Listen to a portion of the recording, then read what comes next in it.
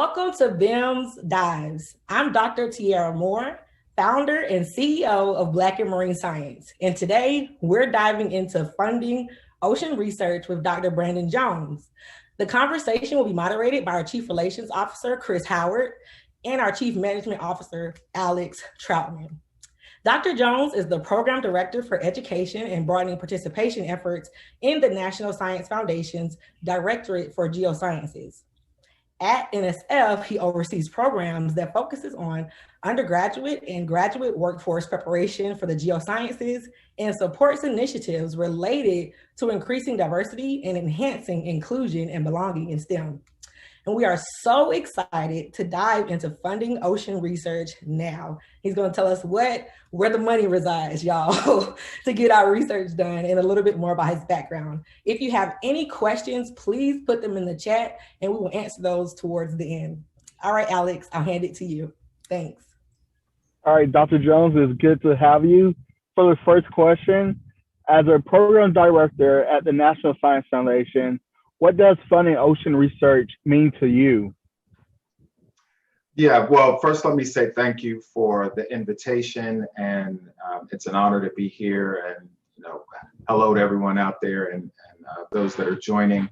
So, funding ocean research. I mean, we can think about the traditional federal funding models for any kind of research discipline, any kind of research activities. And of course, we do that here at the National Science Foundation in the Directorate for Geosciences. But from my perspective, I'm thinking about how science is conducted, which means the methodologies and the ways of knowing.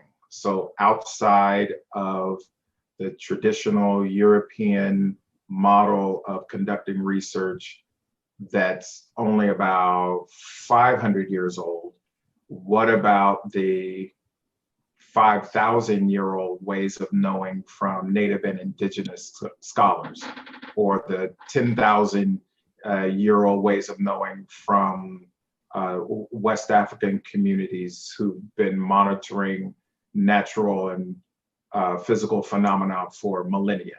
So why aren't those ways of knowing part of our research enterprise? And when it comes to ocean science, I'm looking at, and really any of the disciplines in the geosciences, I'm focused on who's conducting the science, because as I've said, in a few other presentations, science doesn't conduct itself. Humans conduct science. So we're not doing our due diligence as scientists if we're only allowing a unidirectional approach to the research. And so the funding is beyond just money for me. It's the support of the human power behind the research.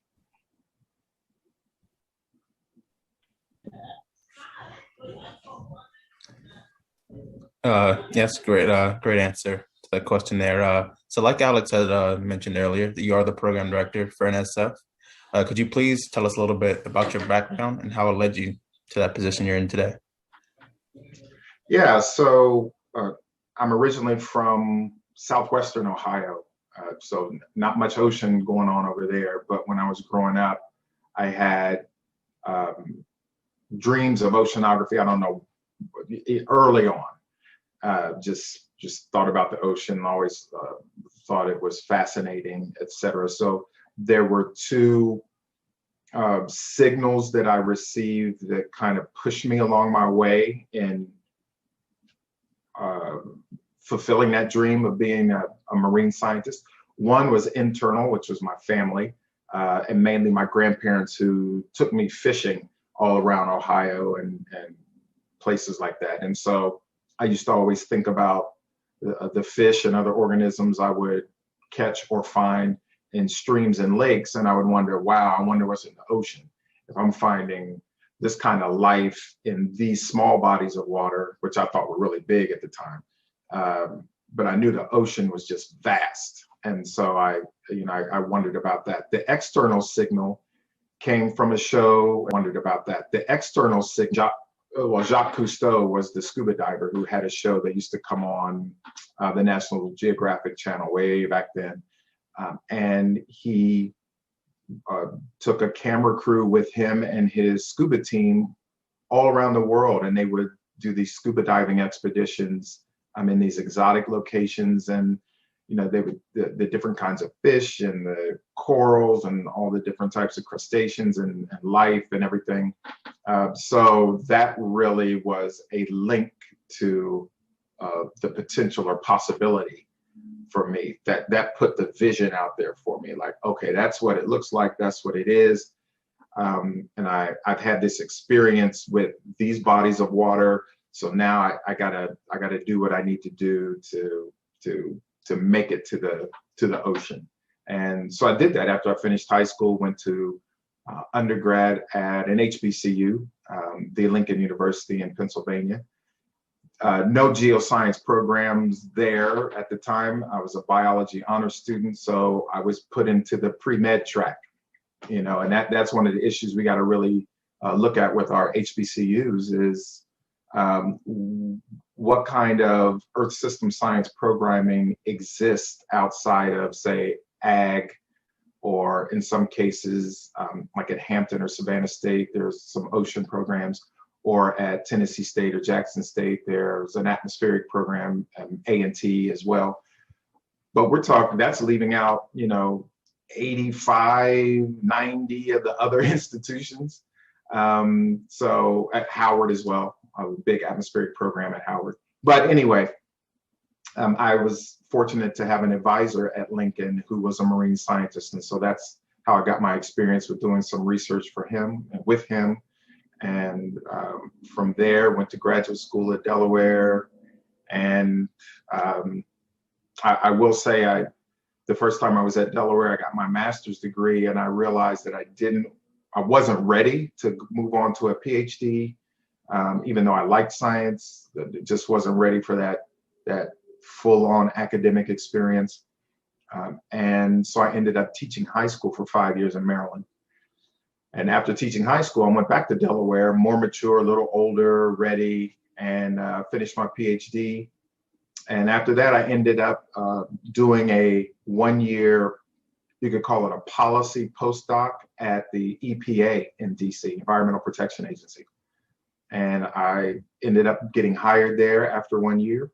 And I was there for about 13 years. And then I came over to the NSF. There was a position that was open in spring 2016 for the Education, Broadening Participation Program Director that worked in the front office of the Director for Geosciences with blah, blah, blah.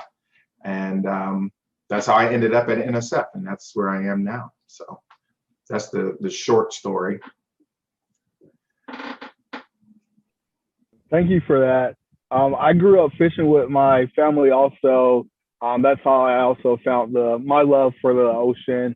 And I was also kind of privileged that my dad was a seafood manager for a local store. So I got to experience all the different sea organisms that he brought home. So that helps me to look into marine science for myself. Now, on to the next question. What advice can you give students who are applying for grants to conduct their research? Myself as a student learned that this process can be hard, especially if you don't have a background in it or don't have any one to guide you. So what advice could you give to the future scientists that are applying to these programs? Yeah, that's a great question. For most federal science programs and grants, the official mainstream grant mechanism is for professors, individuals who, that doesn't mean they have to have a PhD, although that's most of the time in academia, but it means individuals who have a certain position at a university. And so oftentimes, well, at least for NSF, we leave the qualifications of a PI up to the institution to determine. So NSF doesn't say that, for instance, a graduate student cannot be a PI. We don't say that. But the institution, it's pretty much not is going to say that a grad student doesn't have the qualifications to be a PI. That's for the main grants, right? But there are individual funding streams. Many of you are familiar with fellowship programs in many agencies. Certainly at NSF, there's the GRFP, Graduate Research Fellowship Program. But through other organizations, depending on the funding stream, museums or aquaria or learning centers or other not-for-profit organizations can also be eligible to apply for grants. And if they have, depending on what they are proposing as far as research or as far as education and training, a graduate student or even an undergraduate student could be written into those grants to receive support, not only to conduct research, but also to fulfill some kind of mission for that organization, that aquarium or that museum or learning center or what have you. And so there could be some potential for some great synergies and networking opportunities for the student. So one thing is to just open your mind as to what you want to do and not think that that there's only one or two ways to receive support to do that. So the best thing to do is when you have an idea or dream is to reach out to a program director, reach out through the networks, and it's much easier now than it was just say 10 years ago, because we have organizations like BIMS, you have LinkedIn, you have all these other, I would say, identity professional societies like, let's say, SACNAS or National Association of Black Geoscientists. So you have all of these existing networks now where all you have to do is send an email or send a tweet or post something in LinkedIn or any other social media platform, and you're going to get some hits, and you're going to get some ideas about maybe I need to reach out to a learning center in my community and talk with them about submitting a grant, and I could be written into the grant. Or maybe I do want to just apply for a fellowship. You know, that's that traditional model. Or maybe I want to figure out how I could get connected to a department or some research going on at another institution, maybe not your home institution, and then talk with your advisor about how to collaborate with the people that are at the other institution that are doing research, because you have ideas too. So you don't have to just go along with what your professor or your advisor is doing, depending on where you are in your academic career. So that, the options are open. So don't close yourself in, don't wall yourself in, just start asking questions, start putting your ideas out there. And so you could get some feedback and start moving forward with a plan. Thanks for that. And what you said at the end is definitely important. Moving forward with the plan, you don't want to. I've applied for some grants myself. We definitely don't want to go in there without having your ducks in a row. That's for sure. Exactly. And on to the next question. So like you're saying, there's many different options out there for grants of varying competitiveness. So are you aware of any grants or funding specifically for Black or people, scientists that are people of color? Yeah, that's a good question. In the federal government, there are laws that, aside from say individual programs or individual fellowships like GRP, there are laws against, or I won't say against, but laws that inhibit targeting individuals for outreach for specific programs. Because most federal funding, especially through the funding agencies, goes to institutions. It doesn't go to individuals. So inherently, you can't really target a group of individuals. You can target depending on how the agencies read policies, you can target certain institution types where there happens to be high populations of scholars of color. So that you could do that because NSF has an HSI program, an HBCU program, a tribal college undergraduate program. So we have 2-year college programs. We have specific programs just for those institutions, and with the recognition that many of those institutions have high populations of students and faculty of color that could take advantage of those opportunities. Mm-hmm. So that's on the federal side. Now, specific individuals, private corporations can do what they want. Philanthropic organizations can do what they want.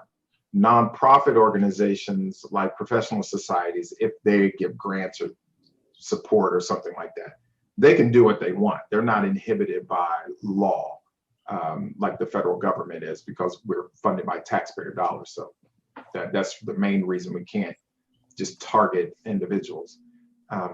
So if you look at the example a few weeks ago of, and this has nothing to do with research, but it's wild.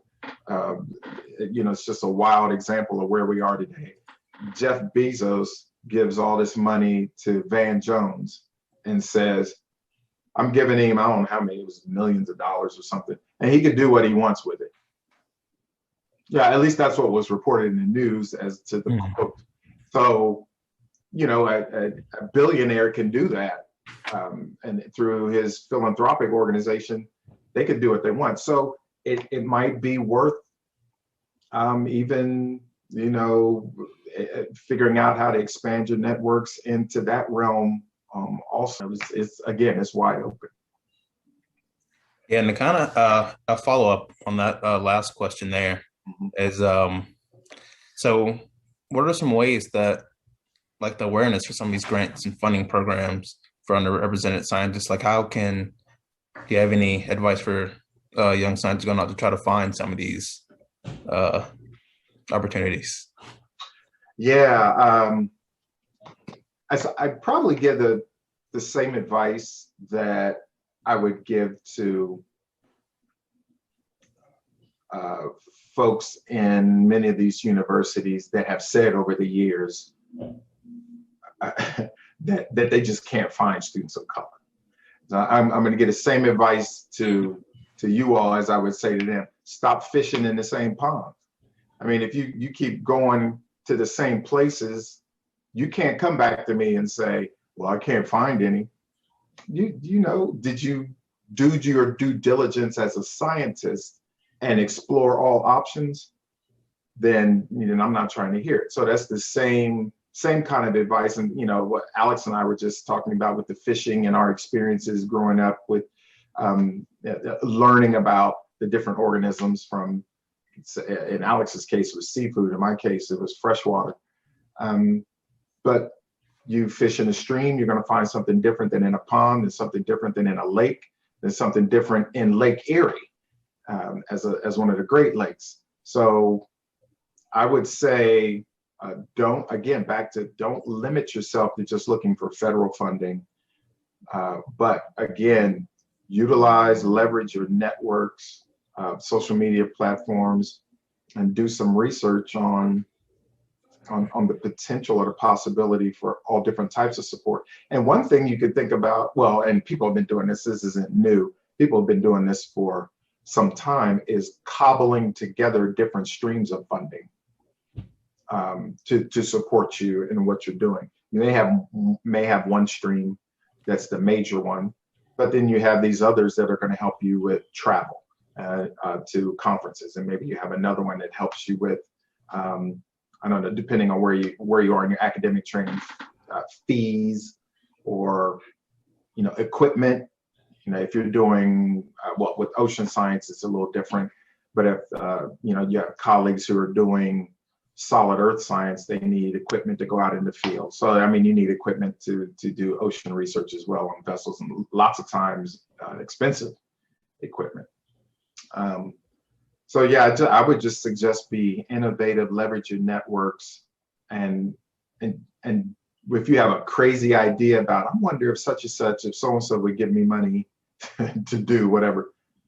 Hey, I mean, what's you going to hurt, or how's it going to hurt just to ask? You never know, especially at this time in human history, where a lot of organizations, they may have set aside funding, and they just don't really know what to do with it, or how to disseminate it, divvy it up, and so they may need a young bright person like you all, or someone to give them that option.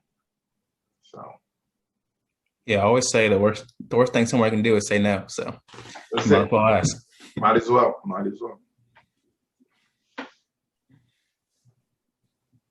All right, we have a question from the audience. What systematic barriers have you seen directly relating to funding and smaller BIPOC-led organizations, and what have you or NSF done to combat these challenges? Yes. So what systemic barrier have I directly seen?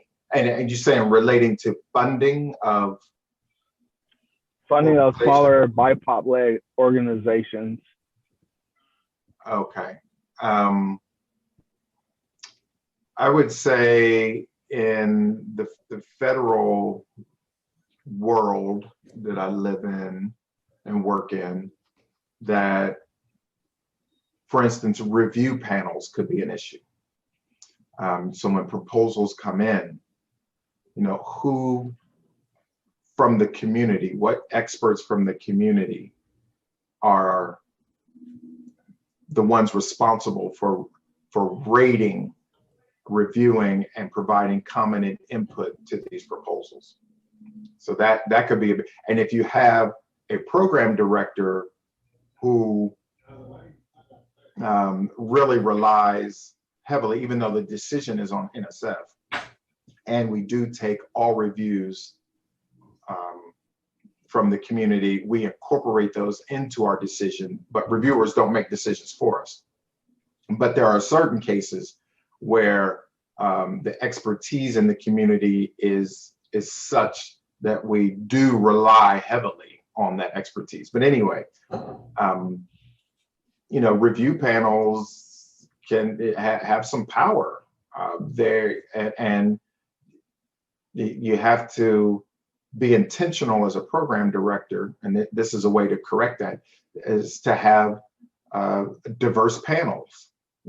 Have individuals on your panels from all different walks, backgrounds, certainly still having the expertise to apply to an appropriate and critical review of the proposal, but bringing along a perspective that gets back to my initial comments about incorporating other ways of knowing, or thinking about implications of this research, or how this research will be sustained, or will the participants in the research receive the support they need, all those kinds of things, which are just as important as what's the research plan and what will be the intellectual merit of the research. So review panels is certainly one that I've seen can be key in that funding process, or that recommendation process for funding.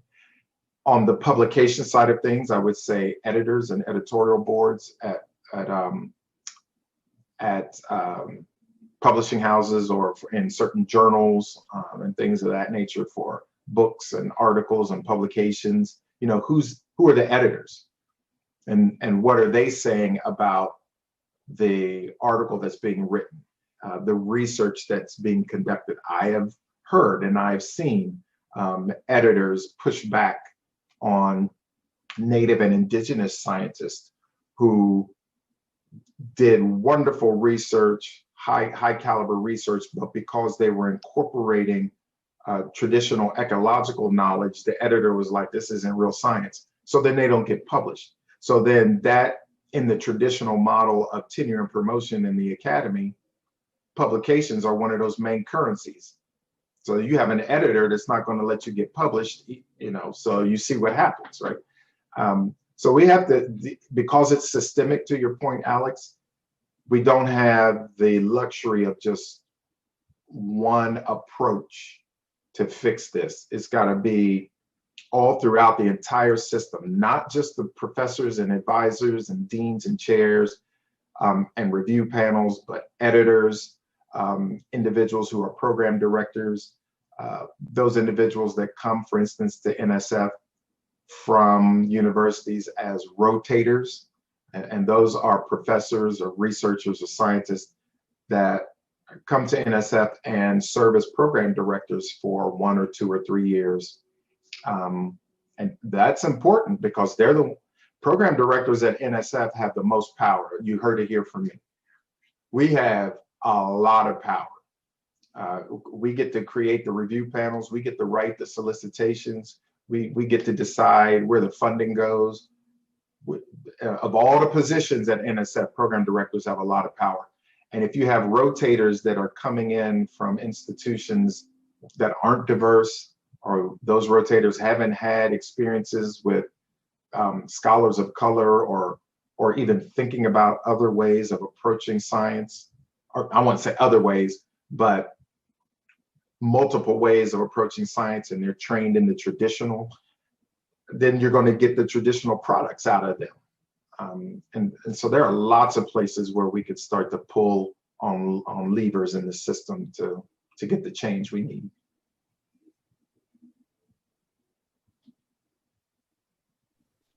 That's just great. We have another question from the chat that I think relates pretty well to that last question. And you want, our listeners here to be able to be successful as possible for funding projects. And they asked, so what would make a successful proposal for funding to sort of try to get past some of those barriers? What? Oh, yeah. So things to pay attention to in a proposal.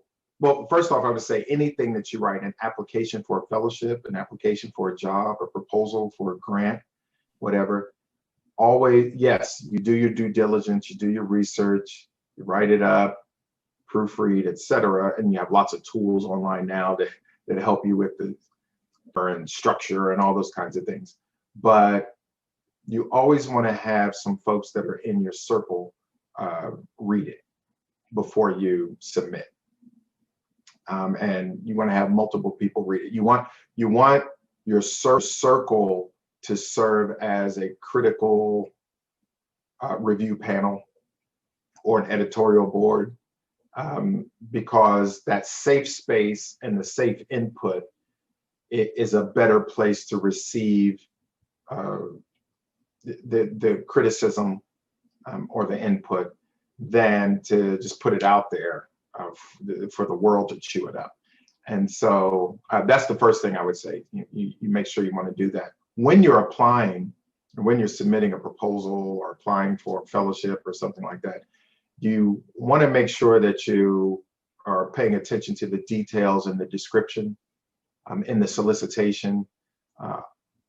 For NSF, every proposal that comes in, doesn't matter what kind it is, has to meet at a minimum the 2 criteria of intellectual merit. What's the science? What's the research? How is it innovative? How is it transformative? And broader impacts. How is this related to societal benefit? How will it meet the needs of individuals who are being impacted by the research or who are conducting the research, et cetera? Those are equal criterion. And so you got to pay attention to those. The other thing you have to pay attention to are what we call solicitation specific criteria. So each program may have other areas that they want you to address in the proposal. And you want to make sure you address them, because the reviewers are going to be looking for those elements and the program is going to be looking for those elements. And so you want to make sure you're as thorough as possible in addressing everything that's in the solicitation that is stated to be addressed. Now, Yes, you have leeway. In many programs, they won't be prescriptive in how you address issues, but you just need to address it in some way. Sometimes they want you to have certain sections in your proposal and things. That's another thing you want to pay attention to if there are specific instructions on formatting. I've seen proposals, not in my program, but in other programs in NSF, that the idea and the intellectual merit was awesome, broader impacts, but their formatting, and they didn't pay attention to putting these sections here and this section there and headlining. And so the proposal got returned without review. So, I mean, you may say, well, what's that got to do with, with the science? And that's a fair question. That's a fair statement. But on the other side, you have to recognize that at a federal agency, especially like NSF, that gets a lot of money, and we receive hundreds of thousands of proposals throughout the foundation. It's overwhelming at times to be able to give each proposal its due diligence, even though we have systems in place to do that. And part of the systems we have in place say you got to meet these requirements, even if they sound pretty strict, because not just because we have a large volume, but also that's a signal to us that is that person or is that PI team going to pay attention to the details in their research if they're not paying attention to the details in their proposal and what we're asking. So that's a signal. We're looking at the whole package. So there's a whole lot I could say about that, but those are just a couple of things that come to mind about, pay attention to details when you're submitting proposals. And let me add this, and ask questions. You for NSF, you can ask questions. I know that's something, and I've heard it over and over again, not just from students of color, faculty of color. I've heard it from white students, white faculty. They somehow, in a lot of institutions, it's ingrained in them that you don't reach out to NSF, don't talk to the program directors. You just do the best you can and submit. And I'll tell you, the big research intensive institutions, they send emails all the time when they're thinking about an idea or they're thinking about submitting a proposal. And that's what we want. So I'm encouraging everyone that's listening to this, it's okay to ask questions and get clarity, and even you don't want to overload program directors with a bunch of questions and a bunch of emails and a whole bunch of write-ups, but think through exactly what you need and reach out to them.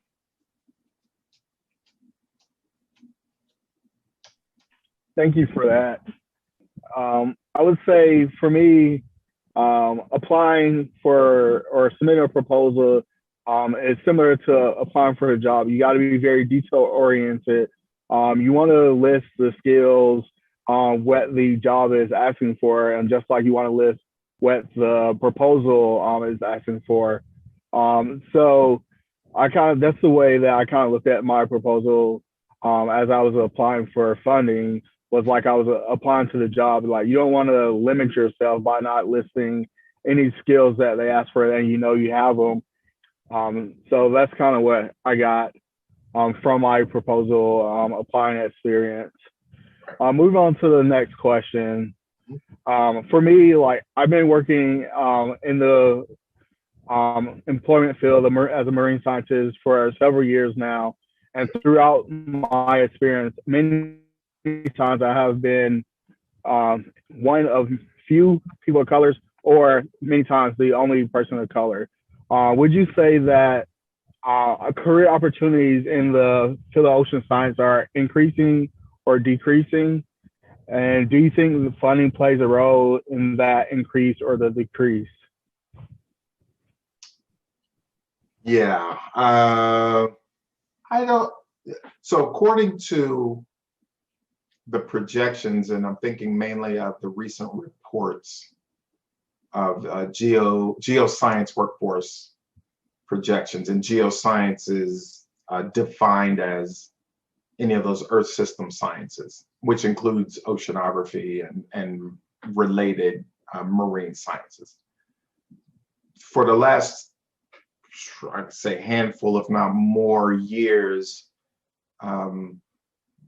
there's a necessity for more trained Earth system scientists than are being trained. So just overall, we're not generating the number of trained geoscientists to fit the needs of the geoscience workforce that's out there. And when I say trained, I'm not just talking about you have a graduate degree, master's, or PhD.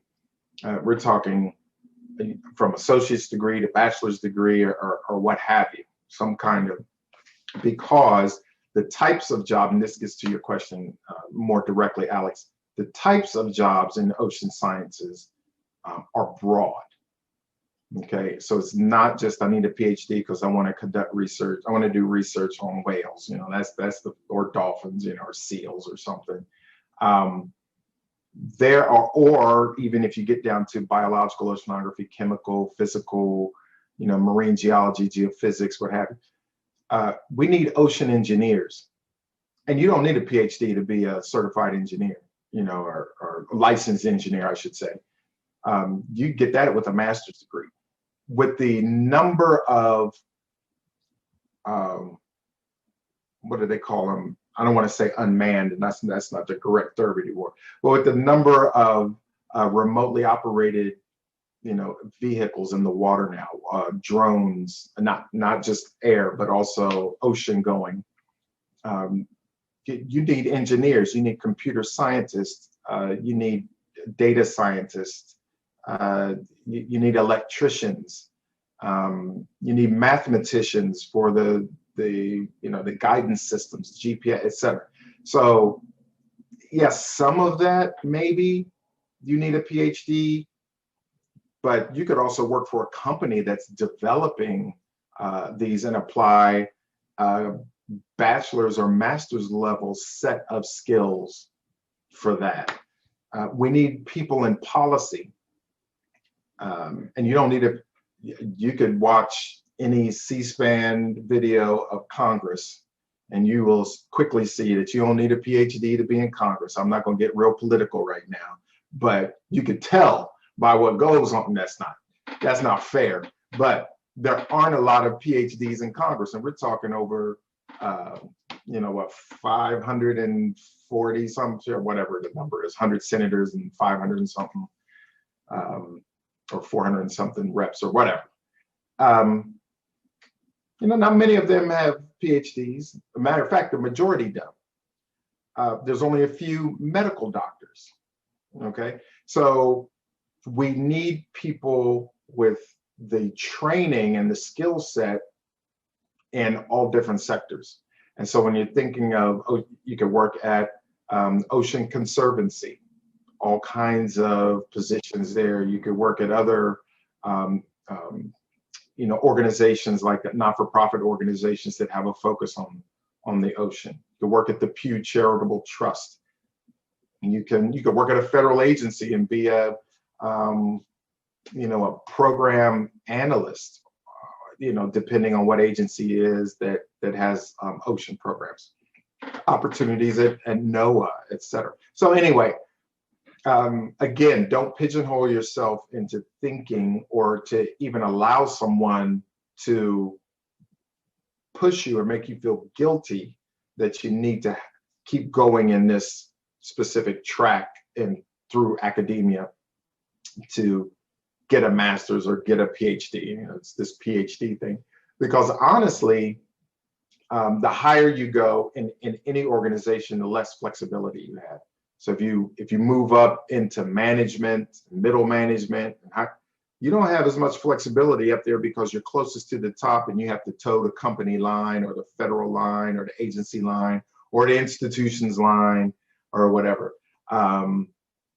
and if you find an area, and it all depends on what you want to do as an individual. And if you find an area where you can utilize your gifts and talents that intersect with your skills and you're passionate about it, and it relates to the ocean, I think the opportunities are out there. Got to do a lot of looking. We on the ocean side, and the professionals who happen to be in these positions, we have to do a better job about showcasing what opportunities are out there. Because we see it, and it's easier for us to say, here are the opportunities, versus someone who's trying to get in, doing a bunch of research and not really spinning their wheels and getting frustrated.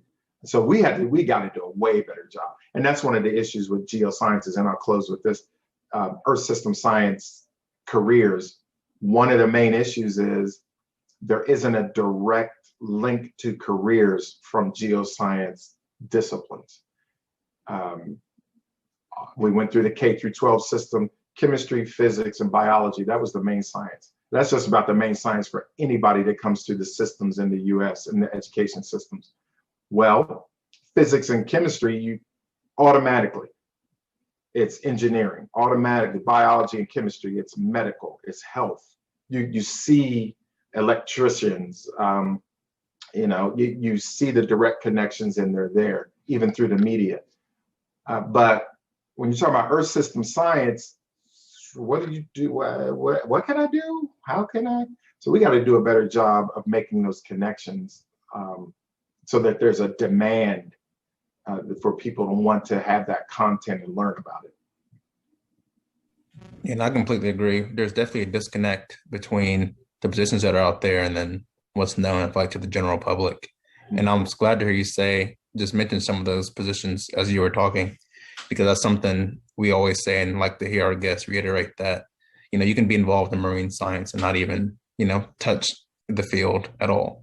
You can be from your desk and be a marine scientist working, like I said, on math, some of those unmanned systems. So it's always great when we hear our guests, reiterate that point, that you don't have to go get all dirty and play in the muck to be right. Like here, stay out of the mud here. So I think this is our last question we have for you tonight. So you've had a successful career and had some great achievements, and we just like to hear about some of those highlights of your career so far, and then what advice do you give early career professionals? That's I don't usually, I guess they say, blow your horn, toot your horn, or whatever. I think in the last 4 or 5 years, I've received a lot of offers and invitations to be involved in leadership at different organizations and at different levels. And I think that in and of itself lets me know that, so I'm doing good work, it's impactful because people recognize it, but then my name is out there, and which is why these invitations for these positions are coming, and I'm turning them down because, like I just said, I feel like I would lose flexibility and really not end up in a place where I would be happy doing what I'm doing, et cetera. So, I've had invitation from a major university to be a dean. I was like, nah, but I count that as that's pretty good. A major organization that has political influence in the science realm, and does a lot of interfacing with Congress and such, reached out to me about a leadership position some months ago. I was like, I don't want to, and so that, I think that recognition it kind of makes me feel good, but at the same time, I'm wondering, well, who are they going to get for those positions? I know there's a lot of folks out there that are way more qualified than I am. So hopefully the selection and search processes work out. I think my recent time on some board of directors for organizations has really been great for me professionally. And I'll mention two of those leadership positions, and then I'll mention one from the federal government, and I'll be done. So I did a 4-year stint as a board of director for AGU, American Geophysical Union. And so I was, interfacing with the CEO, the presidents of AGU, because they were board members. And I got to set, be a part of the discussions to set the vision for AGU and make decisions about programming and financial aspects for AGU, and work with the very talented staff at that organization to implement the programs, all those kinds of things. I've never been a part of a board for an organization that large. And so I learned a great deal professionally from that. I really enjoyed that. I was also, and I still am, this is my last year, simultaneously a board member for the Environmental Leadership Program, which is a small not-for-profit organization, although it's growing. So I was much more hands-on in a lot of the details of the organization, at that small organization. So I got to see that, how a small organization operates and how a larger one operates, both at the leadership level. Great opportunities to help steer those organizations, but also learn for myself. So those are the two highlights on that side. The highlight from the federal government, as I mentioned, I was at the EPA, and for about 2.5 years under the Obama administration, I was the EPA representative for the federal STEM strategic plan overhaul process, I'll call it that. And so I represented the entire agency along with individuals on this group. Leland Melvin was from NASA. He was the education director over there at that time, and other individuals from all the science agencies. And I was part of that process to develop a new STEM strategic plan for the entire federal government under the Obama administration. It was like a 5-year plan. So that was a remarkable experience to work across all the agencies and see how that process works, working with the White House, the meeting at the White House. We're really at the Eisenhower building, which is part of the White House complex. All of that kind of internal policy discussion, deliberation, negotiation, slugging it out kind of thing. That was fascinating to be a part of. So I think that was a highlight of my career also. So. I know you say you don't like tooting your own horn, but I think it's always nice to be your own biggest fan sometimes, I appreciate that, Kris. Yeah. You are right. You are right. So, is there any advice you'd like to give, young career professionals? Oh yeah, I don't know. I've been kind of giving it as I've going through. I think everyone is taking some certain things to heart now, and for, I would say, certainly since last year, with all that was going on last year, with the social unrest that we're still pushing for, and the justice just all across every sector, racial injustice and fighting for that, and gender equality, equity, et cetera. Simultaneous with the pandemic that has dipped, but now coming back up because I guess, I don't know, selfishness, and people also, probably the majority of the people in the country, I don't know, maybe they got D's in high school biology and don't understand how viruses actually work, but and they don't know what a vaccine is. It's not a cure. I had to stand on my soapbox and say that right now. But anyway, so I'm saying all that to set up this statement. Take care of yourselves. We certainly have seen, again, the polarization behind the greatest gymnast in the world ever, Simone Biles, and her decision a few days ago. So we see an entire group saying, yes, mental health, take care of your mental health, take care of yourself. The system's not going to do it. The system will continue to use you if you don't stand up and do. And Naomi did the same thing in the French Open.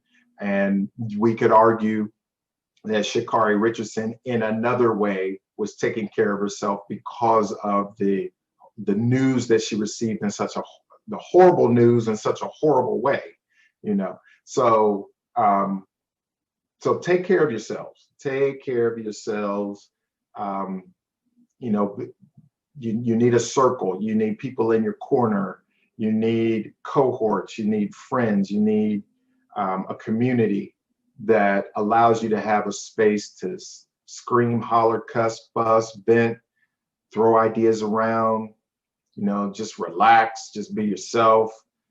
You need that. You need that. And so be intentional about taking care of yourselves. But at the same time, be intentional about your time management. Be intentional about your physical health, not just your mental. And, you know, be intentional about what it is you want. And as we were saying earlier, Kris, to have a plan about that. And, you know, it may take an hour or two or maybe half a day to just sit down and bang out that plan. But when you do that, it's going to pay off over the long run. And you'll see immediate payoff. You know, within weeks of just taking that set amount of time and just get it out there. So, you know, that's just some advice. And I am excited about the early career professionals that are out there now. You all and others who are in the sciences and all across, because you all are, in my opinion, are the first generation that are coming into yourselves with your eyes open to the system. I would say my generation, and I hate to do the categories, but it helps in the description. So I'm in Generation X, they would say that. So I'm not a baby boomer, nowhere near that. But I'm not a millennial, nowhere near that. You know, Generation X is a whole nother thing. And we didn't really, I would say, and generally speaking, didn't have our eyes open to the system until maybe in our late 20s, 30s, and we're like, oh, okay. But I'm seeing the millennials and generations after, you're aware. My daughter's 13, and some of the things she says and does and the comments she makes, I'm like, wow. Like she's there already. And I got to catch up to her, you know, and I'm not 13. So I know what I was doing when I was 13, and I was not thinking like her and her friends. So I am excited about what that means for the future, because you're just not going to go. The early career professionals, y'all just not going for whatever. You're just not going to do it. And you will let it be known, no, we're not doing that. And there's enough of us, there's enough of you, there's a critical mass now to all of you say no. Then the system is like, oh, we weren't prepared for all of them to say no, so I guess we're going to have to make some adjustments. So that's what I'm excited to see. So keep pushing. Keep pushing. Individuals like myself and others who are in our positions right now, I see this as, my good friend Catalina Martinez at NOAA, and Letice Lafere at NOAA, who I went to grad school with, and some others. We know our job is now just to keep the doors open. That's our job. We had individuals that came before us, like an Ambrose Gerald or someone who had to push and kick and fight to get the door open. And then that let me come in, or an Ashanti Johnson or a Deidre Gibson at Hampton, and come and hold the door open. And now you all can just come in and do what you need to do. So I'm excited to see what the future holds. Yeah, thank you for that. That was definitely ending on a high note there, with some great advice. And I think we have some, we put on our social media today to ask, we asked, what are some projects, do you like to see funded, marine science project like to be funded? So just going to read some of those responses out. Okay. Do you have some of those up to you, Alex? Yes. So the first one is they would like to see impacts of climate change on sea scallop fishery funded, and that was by Dacker 105. And then Jackie V said she would like to see community resilience projects prepare for sea level rise, saltwater intrusion, and rewilding coastal land. That's a good one because we know that many of the low-lying areas around the coastal U.S. are in those low economic status areas. So we definitely need to be pursuing and pushing forward to stay in front of sea level rise for that. And then one last one is improve airline search for sharp products and better labeling.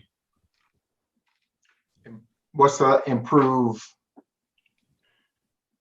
Improved aerial searches for sharp products and then better labeling. Okay, got it. Okay. Yeah. Cool. Yeah, so we definitely had some good responses from some of our social media followers there about some projects they'd like to see funded. Yeah, that is cool. Good thinking out there. Well, this has been so awesome. We actually have a couple of extra minutes, 3 minutes left. I'm very punctual, but if you don't mind, I have a question. Okay. So you were talking about proposals and basically two things being really important: the intellectual merit and broader impacts and broader participation. And that is where I would really love to hear from you what the intention behind that section actually is. And I'm kind of being facetious, but I'm bringing that the perspective of, in my experience, people, I'll just give a real example. Someone will contact folks at the very end of like them writing a grant, say, oh, it's Friday. And then, oh, hey, we're just now working on the broader impact section and it's due on Monday. Can y'all help us because you're Black? So I know that's really not the intention that NSF had when they made that. So I would really like to just clarify and how we can prevent this and really say, hey, this, you should think about it the weekend before, more than the weekend before. Right. Yeah, that's real talk. I would encourage you to say no. And this also gets back to one of my answers about the importance of program directors at NSF and the review panels that they put together, because the review panels are going to make comments about the intellectual merit and broader impacts. And if you have a review panel that's all of one mindset and it's not really a mindset that's keyed in on the broader impacts part, then you're going to get all kinds of fluffy stuff that comes through and may end up being supported that's not doing anyone any good. And really, that like you said, Tiara, that's not the intent at all of what NSF provided. So I would, or provided within that criterion of broader impacts. So like I mentioned earlier, intellectual merit and broader impacts are of equal value, equal weight. And I would say just to the science community, whatever energy you put into intellectual merit, you need to put that into broader impacts. Meaning, if you are a larval ecologist and you need to know where the water goes because your larvae are planktonic, then you go look for a physical oceanographer. That's a no-brainer. Everybody does that. But when it comes to outreach and diversity, the larval ecologist thinks they can do it themselves. No, you need to go find an educational researcher or a social scientist, so you need to go find the expertise for broader impacts, just like you found it for intellectual merit. And so I would say position yourselves, early career scientists of color, in this instance, Black marine scientists, position yourselves so that you're in these discussions as they begin. So when you're going to the poster sessions at meetings, don't just go to ASLO or the Fisheries Society or SURF, but go to the larger meetings too, because there's the types of funding that's coming out is convergent funding, very interdisciplinary. And those big conversations oftentimes happen at those big meetings. And with a well-designed poster or talk, you can be that connector that people will then want to have when they're formulating an idea, and you won't be the last minute call on a Friday. You'll be part of it from the beginning. Thank you so much, Dr. Jones. I mean, we are here because of you, and we're just so honored that you have done the work that you have done.